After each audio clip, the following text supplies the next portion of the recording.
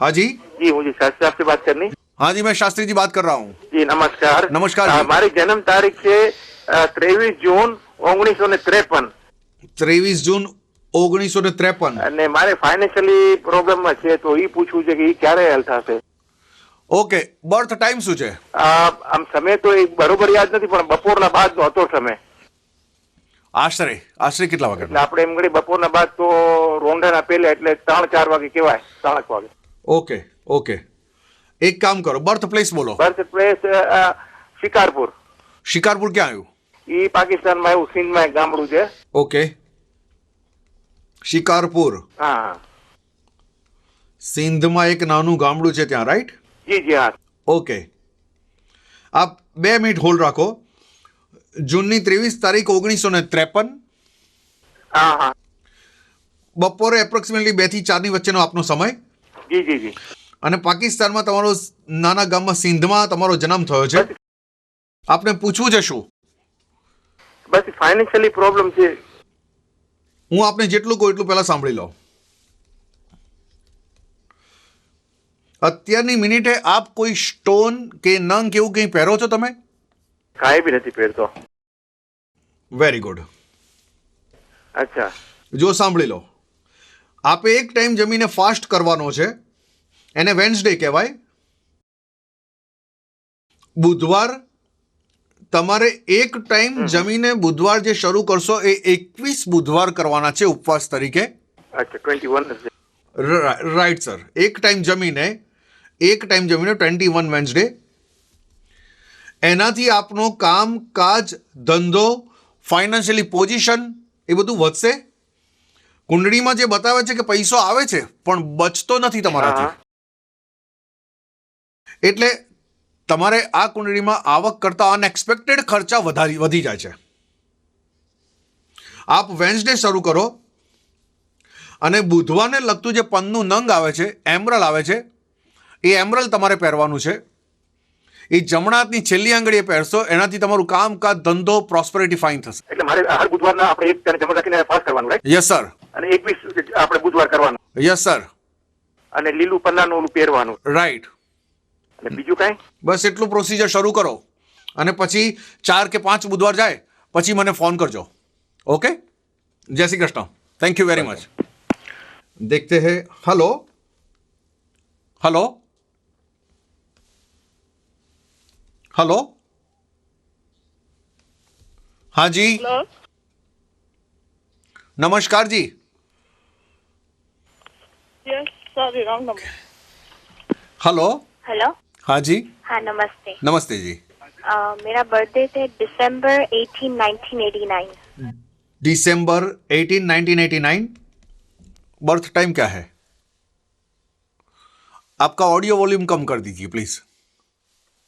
10 AM। 10 AM। Birth place क्या है? Patan. Patan, India, Gujarat. हाँ गुजरात।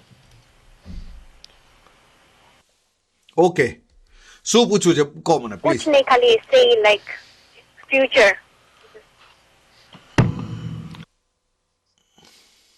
हाँ। एक सेकंड होल्ड रखिए। फ्यूचर में कोई टिपिकल क्वेश्चन है जिसका मैं आपको प्रॉपर गाइड कर सकूं? लाइक आपको किसके पूछने हैं? पढ़ाई के लिए पूछने का है? करियर या career and education. Education, right. Okay. હું આપને એજ્યુકેશનનું અત્યારે કહું છું, સાંભળી લો। यस। તમારી અત્યારે અહીંયા જે બતાવે છે ઉંમર 21 થી 22 વર્ષની ઉંમર છે, રાઈટ? ओके। ઓકે, અત્યારની મિનિટે જે પ્રમાણે તમે અત્યારની ટાઈમથી પસાર થઈ રહ્યા છો, આપે કોઈની સાથે પણ વાત ચર્ચા વિચારણામાં ઉતરવાનું નથી। हाँ हाँ બીજી વાત, हाँ અત્યારની મિનિટે તમે કોઈ પણની સાથે ચર્ચા વિચારણામાં આર્ગ્યુમેન્ટમાં ઉતરશો તો તું મેં મતભેદ મનભેદ ડિફરન્ટ ઓફ ઓપિનિયન એ બધું થશે તમારે આ કુંડળીમાં। બીજી વાત, તમારો વાંક નહીં હોય તો પણ તમારો મરો થઈ જશે। हाँ તમને ખોટો બ્લેમ મળશે। અત્યારની મિનિટે હમણાં કોઈની સાથે ચર્ચા વિચારણામાં ના ઉતરાય ओके। અને તમારે બને ત્યાં સુધી ટુ ધ પોઈન્ટ વાત કરવાની, પણ તમારો સેકન્ડ ક્વેશ્ચન હતો કે તમારી ફાઇનાન્શિયલ પોઝિશન કેવી હશે, રાઈટ? Financial. ઓકે. બને ત્યાં સુધી તમારે રેડ કલરના, ઓરેન્જ કલરના, મરૂન કલરના જેટલા બને એટલા કપડાં વધારે પહેરવાના. તમારે ભણવાનું કઈ લાઈનમાં? એન્જિનિયર છે, અથવા કોમ્પ્યુટર છે, અથવા લોયર છે, અથવા ટીચિંગ છે, કોઈને કંઈક શીખવાડી શકતા હોય એવી ફિલ્ડથી તમે આગળ જશો તો you are fine. Okay. Okay. Thank you. નમસ્કાર જી, જય Shri Krishna. You welcome. Hello. Hello? હા જી. October 30th, October 30 1984, 1984 birth time શું છે?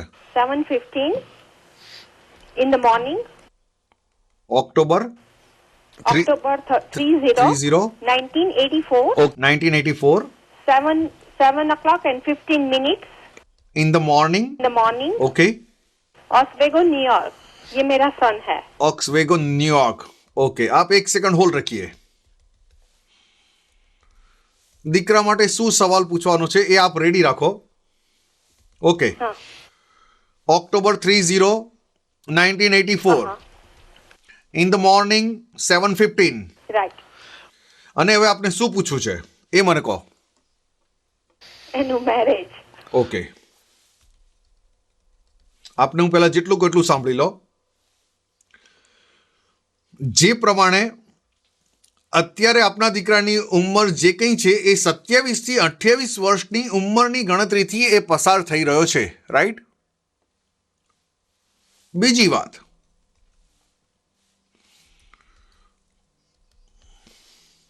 સાંભળી લો. આપના દીકરાને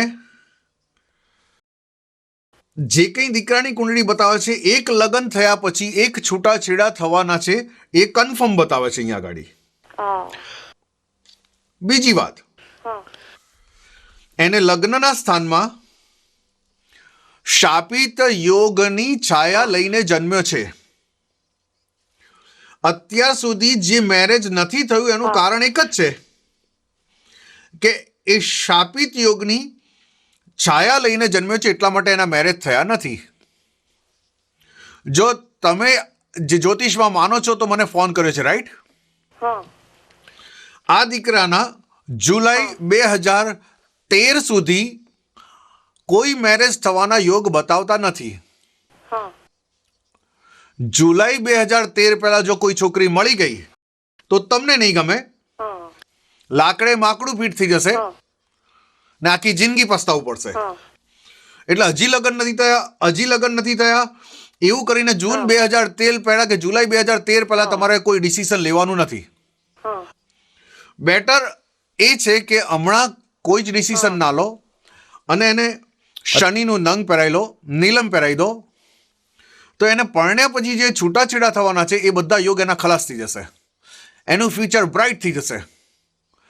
અને એ છોકરાને જે ફાઇન જે પણ યોગ ચાલે છે, પણ પહેલાં નીલમનું નંગ પહેરાવી દો, દરરોજ હનુમાન ચાલીસા કરાવડાવો, અને હું જે મંત્ર લખાવું, ઓમ શનેશ્વરાય નમઃ,